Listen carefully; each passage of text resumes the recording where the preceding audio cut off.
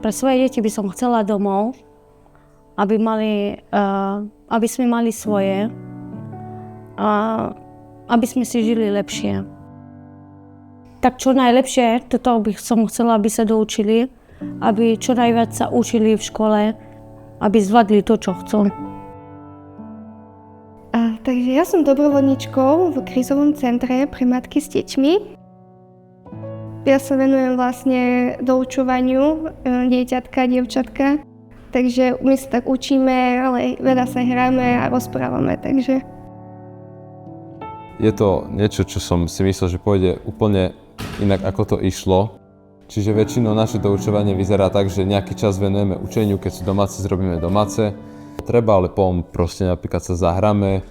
Minule sme sa tu za autičkami hrali, alebo proste si urobíme bránky, hráme futbal, niečo také.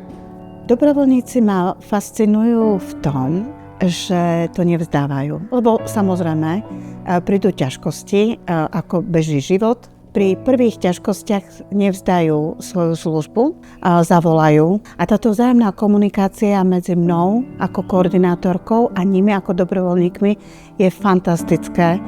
No, keď prídeme, si vyberieme zo štále ich knihy a učíme sa to, čo máme sa učiť.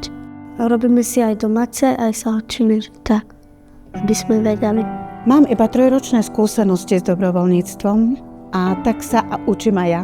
Ako hľadať vhodné spôsoby, ako zlepšiť to dobrovoľníctvo, aby sa ľudia, ktorí chcú svoj čas a svoju energiu ponúknuť, aby sa cítili takí spokojní, aby boli vypočutí a v tomto vidím takú budúcnosť dobrovoľníctva ďalej. Išla som sem, možno trošku som mala nejaké možno obavy. Mala som aj obavy, či to bude pre mňa vhodné, či to zvládnem, či budem mať v sebe dostatok trpezlivosti a lásky. A za mňa je to fakt krásna skúsenosť a som za to vďačná. Takže skôr by som povedala, že ak niekto rozmýšľa, či ísť do dobrovoľníctva, tak určite odporúčam. Nech to vyskúša a sám zistí.